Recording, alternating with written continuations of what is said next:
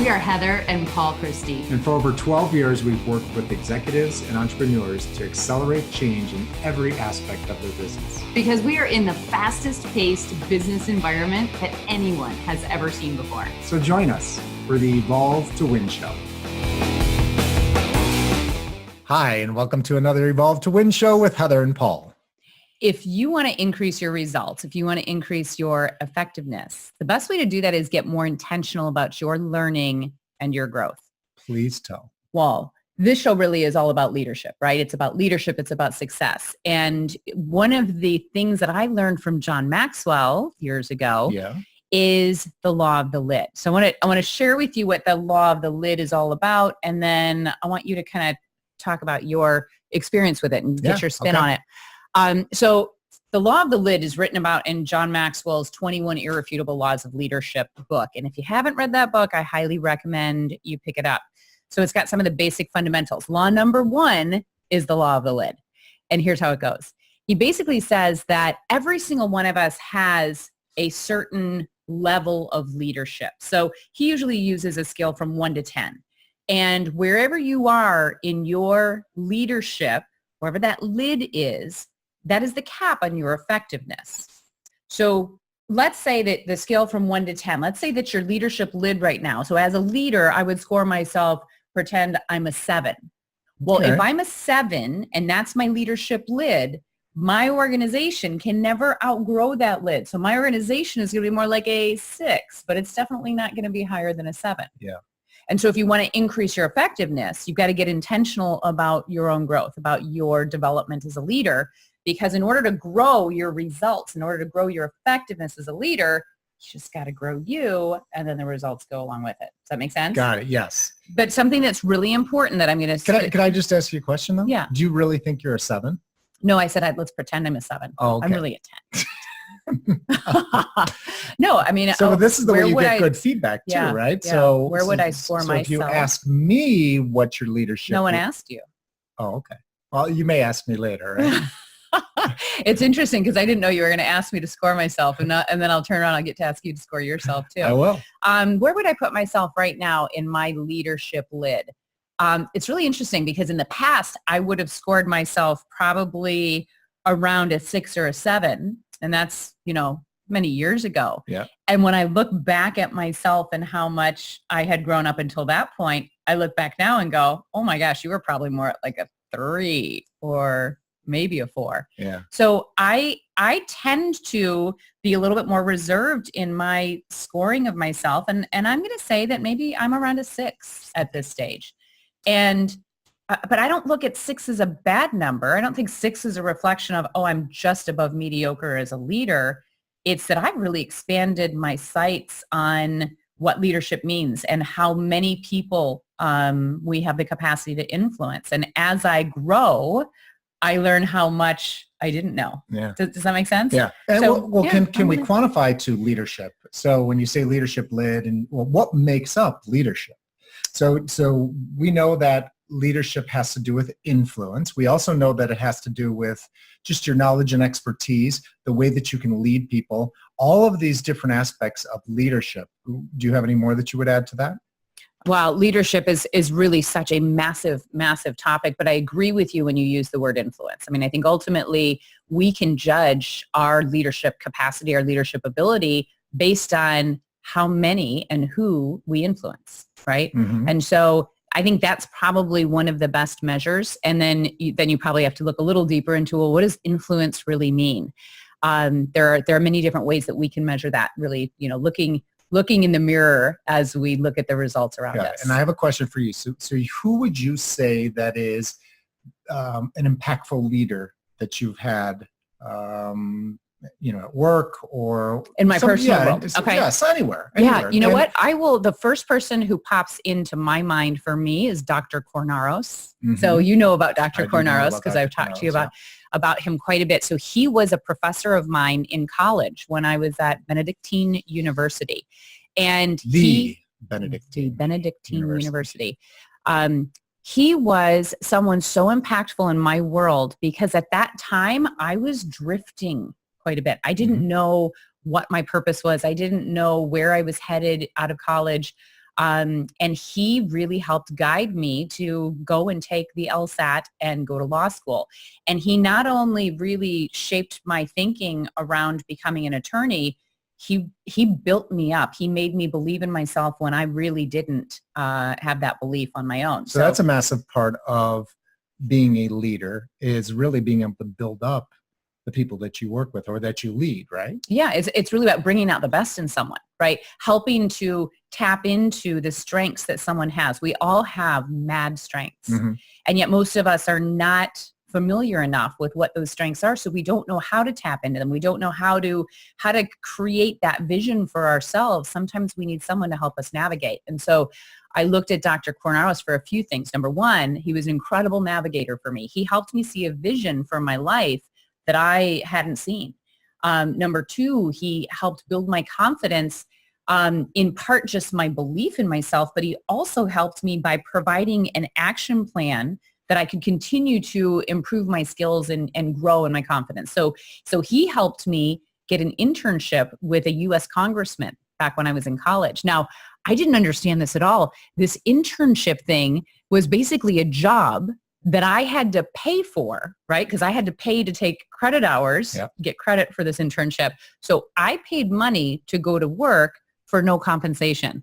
So this is something I never would have done on my own. And quite frankly, he really had to talk me into this because I was used to having part-time jobs at the time where I actually earned minimum wage or more.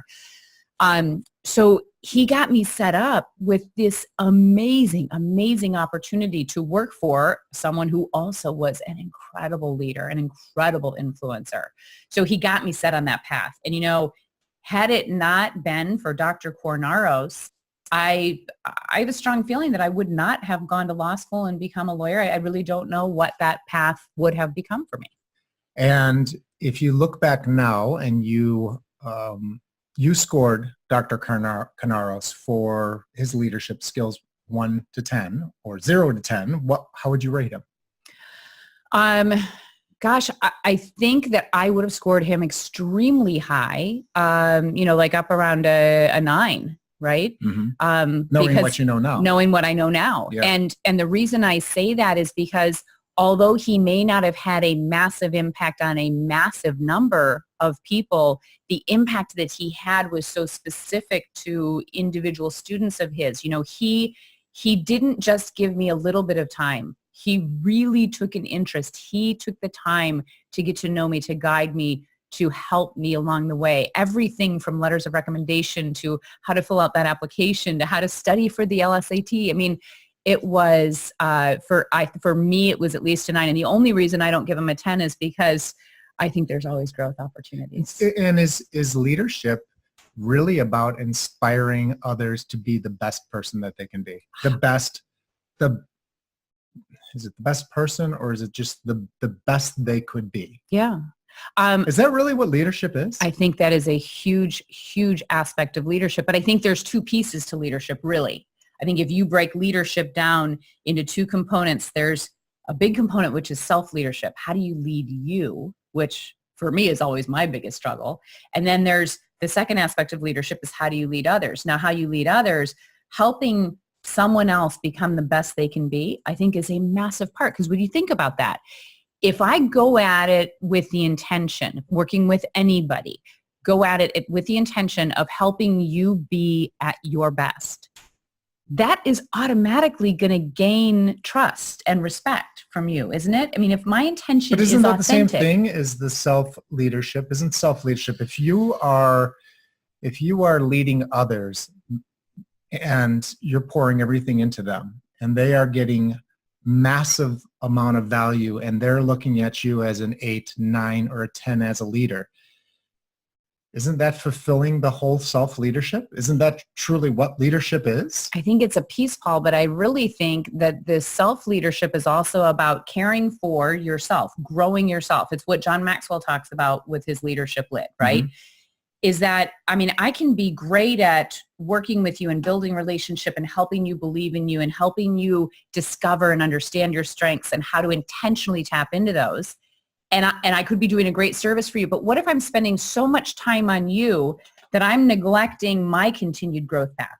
right? There are people out there who give so much to other people, so much of themselves that they actually put themselves on the back burner. And the reality is in leadership in life, if you're not growing, you're dying. And so I think it's really important that, in my mind anyway, I mean, there's no right or wrong answer, but this is my firm belief, is that there are two very distinct aspects to leadership. One is self-leadership. It's that intentional, constant commitment to my own growth and development. Mm-hmm. I mean, again, I look back at myself, 10 years ago, let's say, when we were newer in this business, and I felt like I was kind of killing it in leadership because I was studying so much and I was learning and I was growing. I was making massive strides. But remember, because I was, my lid was so low before that any growth seemed, monumental for me. And as I've continued to grow over the years, I really recognized that this whole thing is a growth path and that you never arrive, right? There never is such a thing as a 10 in leadership lid, I don't think. I mean, I think that's kind of ethereal because every time you grow a little bit, you recognize there's more. Okay. Then what that means is that, yes, if you are, so in our business, you are the leader. You are my leader. Oh, I'm here to take me to your leader. But somebody has to be a leader in the business, right? No matter what, even when you have a 2-person business and we have, contractors and other people that work with us, but you are the leader. But I want to distinguish this right now. Yeah. I have the title that gives me that leadership authority, the final decision making. Yeah, that's a great point. I am no more of a leader in this business than you are, right? When you think about taking personal responsibility for leadership. Absolutely. I totally understand that. And I would say that the reason I look at you as a leader is because you have worked a ton on your self-leadership, consuming content, really understanding how to, and you work with a lot more people than I do in general. So you have more experience in that. And so I look up to you with your experience and your knowledge as a leader of our company. Yes, I have leadership qualities as well, but I'm not leading as many people as you are. So that may be true. And yet I love that you actually brought this up because I think that this is something so incredible to distinguish for everyone who's listening. So when you think about the leadership lid, one of the reasons that I love, I am so attracted to helping people. Yeah, to you too. One of the reasons I'm so attracted to helping people develop themselves as leaders is that for as much as John Maxwell talks about this leadership lid, I don't ever want anyone to confuse that lid with leadership potential. Leadership potential is unlimited. We, you, I, we all have complete control over how much we grow as leaders. And anyone and everyone has the capacity to be able to continue your growth when you get intentional about growing yourself, when you get intentional about learning and development, personal, professional growth. And, very well, I've had some peaks and valleys in terms of my level of commitment and my intentionality behind my growth. One of the biggest obstacles that we face as we grow is don't ever get stuck in this place of thinking, oh, I already know that, or I've already learned that. So, for every book that you read, for every seminar that you attend, every coach who you work with, we learn and we learn and we learn, but you never arrive. And the best of the best leaders, they know this through and through. They are absolutely committed to their continuous learning. Now, I don't know how many of them have been like me where you go through periods and you just, you say, I really want to just read a fiction book right now. I like enough of the self-growth and self-help and personal and professional development because at some point, for me, it gets a little bit overwhelming. And then I will go back and I'll listen to or I'll read something that I've read before. And what's crazy is when you pick up a book, take Think and Grow Rich as an example. Okay, Napoleon Hill's classic book on success. The first time I read that book was probably 15 years ago. And quite honestly, I didn't even get through it because I didn't really understand. It was kind of boring to me. I didn't really connect with it. And we just stayed consistent every year, again and again and again, reading this book. the way the book reads to me today is completely different from how that book read to me the first several times that I picked it up, because my lid has been raised. And so you see things differently. You take it in differently. You understand it differently. You've had that happen, yes? I have. But so are you saying that this may be a stupid question, but I know on our show there are no stupid questions. Can you be a leader if you're not in a leadership role and you're an employee in a company? Obviously, yes, it doesn't have anything to do with being a title, but are you leading even when you're not leading? Or do you have to be intentional about your leadership? Do you even know what I'm saying? I kind of understand the question. I'm going to respond to it and you tell me if I'm even close to what you're trying to ask here. So what I understand of the question to be is whether or not you've got a title that makes you a formal leader for someone. So whether or not you have direct reports, anyone can be a leader, right? Yeah. We all agree with that. Yeah. It's either are you a poor leader or are you a great leader? Everybody's a leader, right? In one way or in another. Everyone's influencing in some way or another. Everybody's influencing, right? So if we're all influencing, we are in some way or some matter, we are a leader.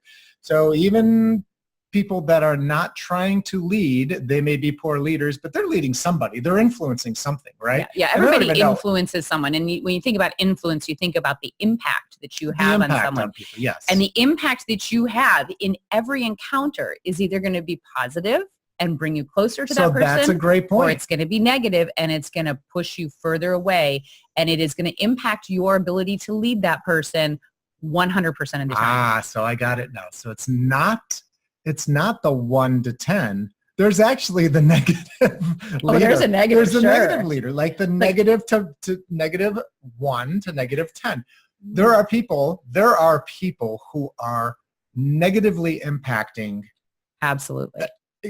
At work, they're not happy with themselves. They're not happy. They're actively disengaged at their job. Mm-hmm. They are not only not leading, but they are colluding and they are driving other people to be in a negative. I just wanted to make that point. I don't want to get into that at all, but I as I was thinking about this, there has to be a baseline. The baseline is, just you start off as a 0, but there has to be the negative as well. Yeah. There are negative I've never leaders really thought about sure. it, but absolutely you're right. And I've always thought about that as somewhere who's like in that range of 1 or 2, right? Where they just have so much to grow.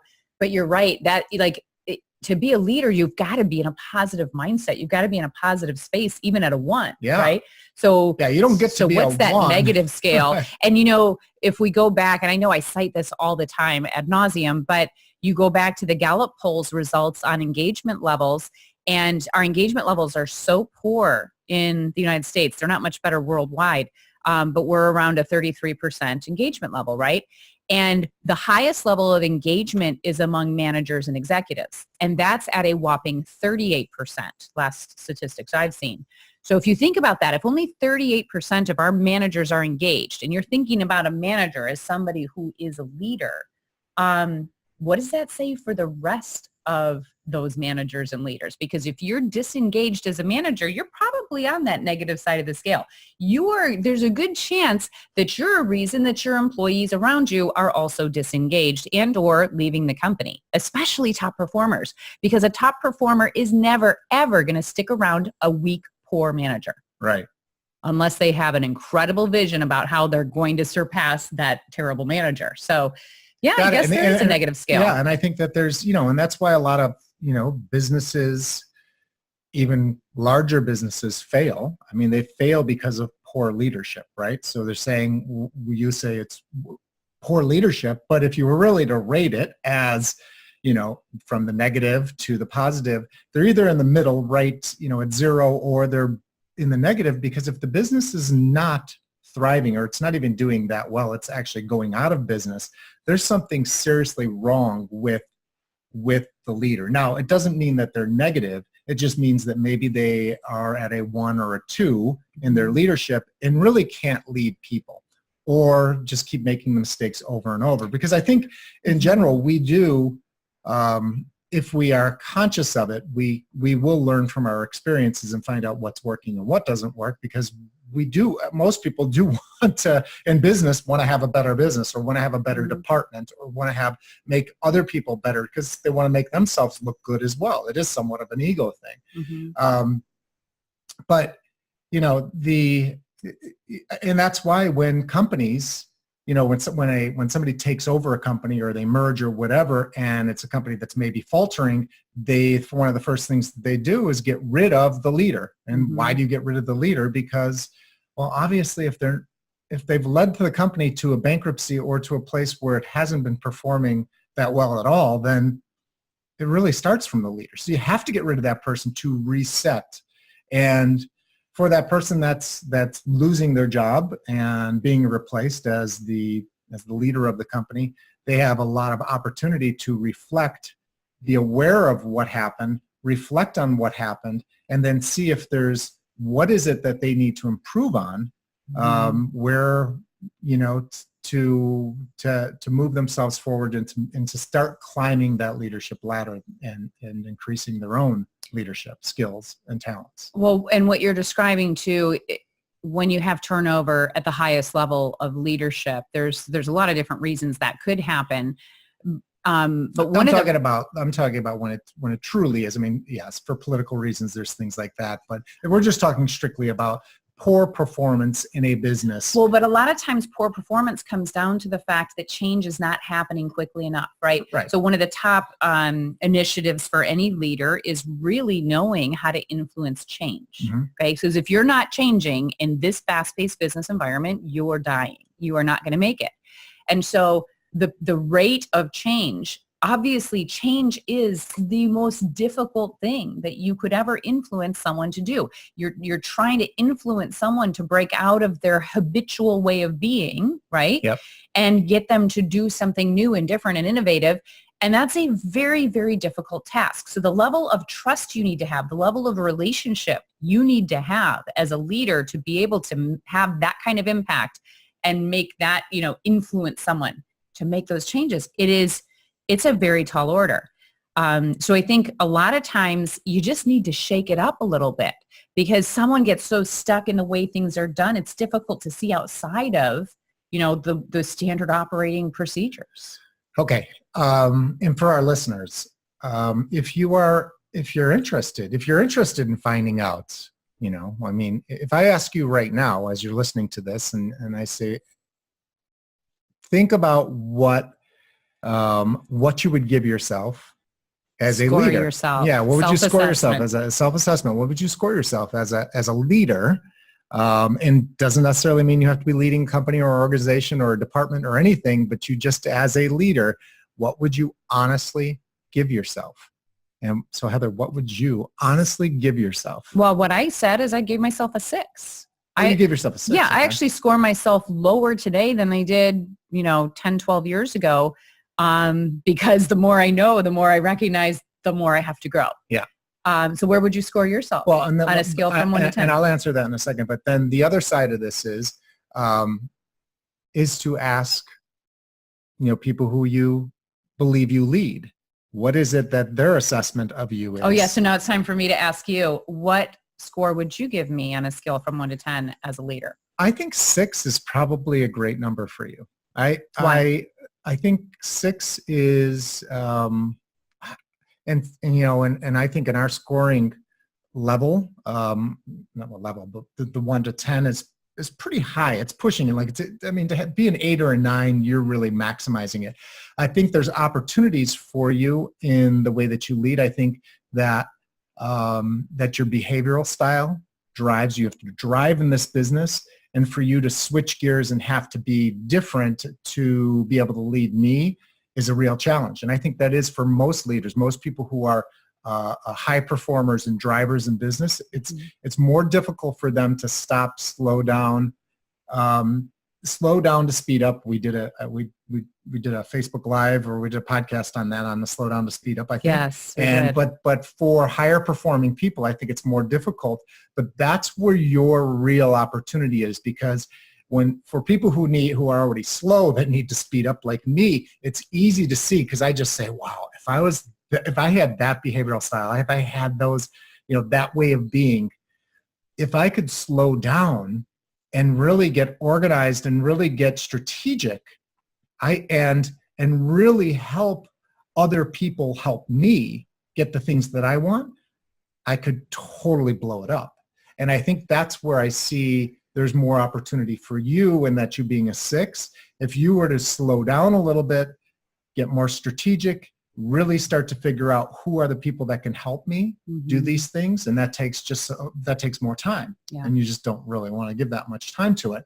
But if you can really identify those things and then be able to delegate them, that's going to maximize your leadership skills, be able to spend more time with people. But just by doing that, you're giving the people who are helping you out, you're giving them that comes off. For me personally, that would be a huge leadership step up for you. So leadership is different for me. Leadership, if you were to do what I was just talking about, which is to slow down, get more strategic, get more delegating, really understand. To me, that is taking it to a 7 or an 8.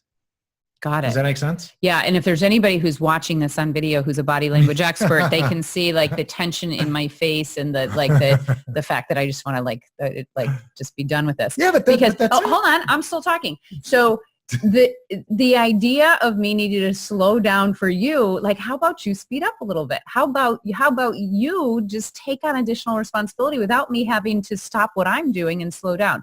This is exactly. We're talking about exactly just you as the leader right now. We haven't flipped the tables yet and talked about me as a leader. I understand that. Going to be a lot of the opposite there, but for you, that's what you're just asking me. What would make you a 7, an 8, a 9, or a 10? And that is one of the blind spots. That is an It's area. Not a blind spot. I'm proving your point right now, but you keep talking, right? I want you to stop talking. So I'm proving his point. The idea of slowing down my productivity to work with you is a massive challenge for me, right? I think that I do extremely well slowing down for my clients. Do you agree with that? Yes, you do. I think I do. I do extremely well taking my very high energy, very assertive style into a super great listener and that kind of thing. I've taught myself how to do that. I have not even come close to mastering how I can do that same thing with you. And I think there's 2 pieces to it. One is that it's just difficult to slow down for me, right? Because I've got so many balls in the air. It's the cobbler's kids don't have any shoes, right? It's the same thing. It's that you'll do it for your customers and clients, just as the cobbler would, right. But the kids don't have the shoes. So it's easier to do it for somebody else, paying clients for servicing those clients. But when it comes back to it's just more to our own business. Yeah. Right. And the thing is, as a high performer, like we have such a great business and we're producing so much. I have the misimpression, right? The false impression that if I were to slow down, our productivity would slow down versus you slow down to speed up, right? I know better logically. I'm crystal clear on that, but it's just in my habits and practices, I'm still on the go all the time. And did you say you gave yourself a 6? Yes. I would give you a 7. Why did I you would actually change your give you number? a 7. Because as I just think about it as a 6, I think you do a really, really good job. You've done a lot better job over the last couple of years, especially over the last year, of taking more time and becoming more strategic. So I think you're underestimating yourself, which is unusual for most people. Most people will overestimate. Well, I did. Yeah. Well, I've learned. I have overestimated myself for a long time. And so I know that even years from now, when I look back at this, hopefully I will have grown so much that I look back at this and go, you weren't a 6, you were like a 3, right? Yeah. Because the idea is we want to look different next year from how we look this year, right? If you're not always having new experiences, if you're not completely shaking up your business model to the point where your business looks different next year from this year, then your business is probably dying a slow death, Yeah. right? And let's just take a look at what happened. And so this is one of the challenges that you could have as you do a self-assessment and then you ask others for feedback. It's a little scary when you do that because you can get into a contentious type of situation where, somebody may try and give you feedback and it may not make you feel good. So just be aware that that can happen and you have to be open for it. But that's all part of being a great leader, is being open to it. A lot of companies use 360s. I mean, in 360s being that you're getting feedback from people that are above you, below you, on each side, right? But in this is just a simple assessment on leadership and your leader. And you can get a pretty good, just a really basic, pretty good idea of where you are. If people will be honest with you. Honest, and I say we do it anonymous for sure. One of the things that I know about you, that's why people do. So aren't you going to ask me what mine? I'm not there yet. One of the reasons people do 360s is because of having that anonymous feedback. People are more likely to be honest with you. There's a lot of people who really, really shy away from conflict and don't have that capacity to be direct. So an anonymous 360 is a great way to get feedback, but you're right. Not everybody is really, really open for and seeking feedback. Really getting in touch with those blind spots. Like for me, I wouldn't call it a blind spot because I'm really familiar with it. I understand it very well, and I bump up against it a lot. I try really hard to slow down and get more strategic, and yet it's still not comfortable. Like it still is. It's not natural for me yet because I haven't had that complete breakthrough there where I've gotten systematic about it. So 360s are good, but we can also tell by doing assessments, right? Right. I mean, one of the things that we have really, really niched into as our expertise in this business is what we're known for these days is giving assessments and helping people by debriefing the assessment in a way that we can show someone, even without that pure 360 feedback or to support the why behind the feedback, we can tell exactly what's going on with someone. We can find their strengths and we can find their limitations even without getting other people involved. And it is magic because here's what happens. If I'm the one responsible for filling out my self-assessment and the results come back and they show me my strengths and they show me my weaknesses, I can't really fight up against those weaknesses because I'm the one who gave that feedback. And as long as I was being honest, the results are the results, right? Right. So I think it's really powerful for people to be able to see in black and white and see graphs that will show you exactly who you are, where you excel, and what your challenges might be, right? Right.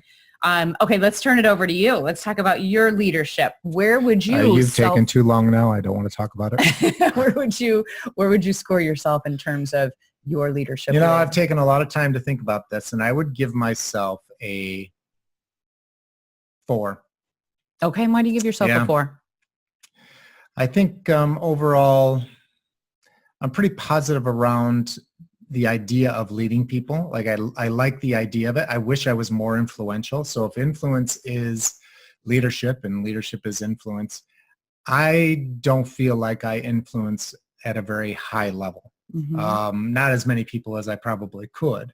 In certain situations, I think of myself as a pretty good leader and an influencer and that people may want to follow. But in that example, it would be more around like in hobbies and activities and things like that. But here on the job, I think I leave a lot of the leadership up to you. I think, and maybe it's just, because I prefer to be more, what would I say? Help me out here. In the background? Yeah, more in the background, mm-hmm. more in the introverted type of person. So it's, I think it's a challenge for people that are introverted to be looked at as leaders because and most leaders being influential, you're the outgoing person that's getting people pumped up and excited about it. But I do really, and I think as far as in our business.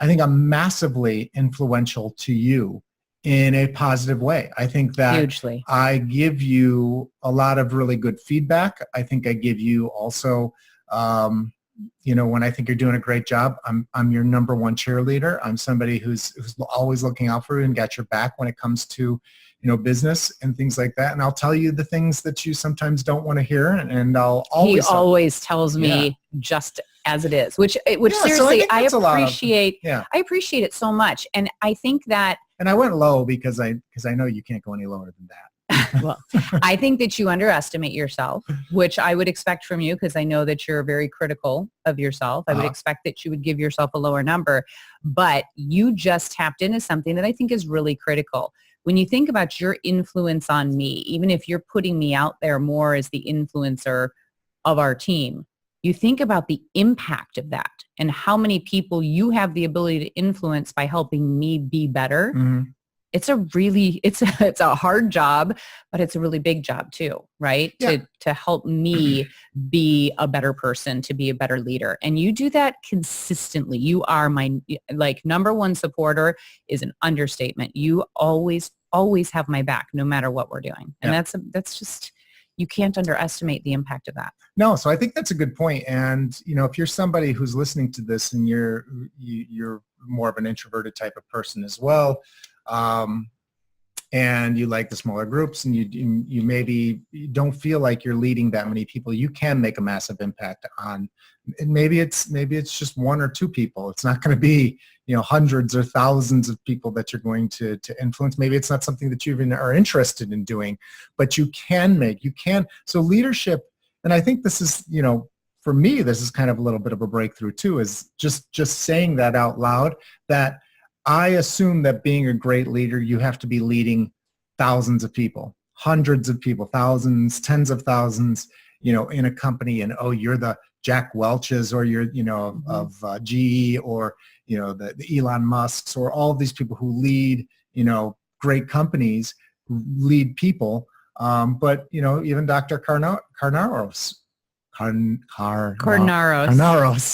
It's not easy. You brought up, he impacts people. How many people would give him an 8 or a 9 or a 10 like you did?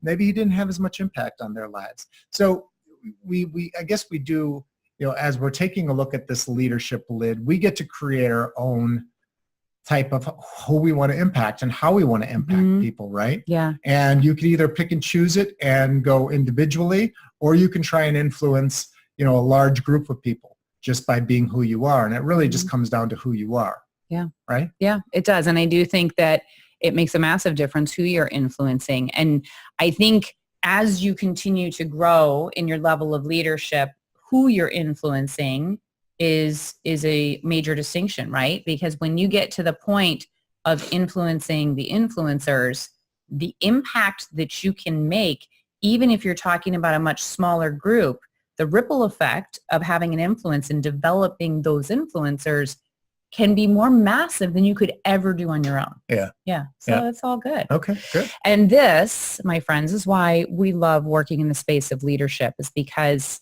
your leadership really is infinite and it's up to you. It's a choice. And we know that everyone, if they choose to, has the capacity to improve and increase that leadership lid. And every single time you're increasing your leadership lid, you're increasing your effectiveness, you're increasing your results, you're increasing the results of those around you and your organization.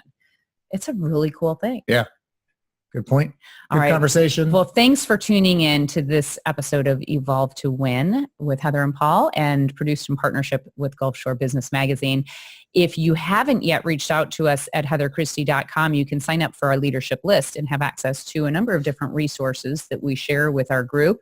And be sure to connect with us on social media if you haven't done so already. Yeah, connect with us on the Heather Christie Facebook page. We do Facebook Lives on Tuesdays, and we do them on Mondays. I'm sorry. We do that on Mondays, and then we do our podcasts are released out on Tuesdays. Yes. So if you haven't subscribed to the Evolve to Win podcast on Apple iTunes podcast or on Spreaker, Google or you Play. Can watch us on our YouTube channel, go ahead and do that. Yeah. Okay. All right, cool. All right. Bye now. Awesome show. See you later. Bye now.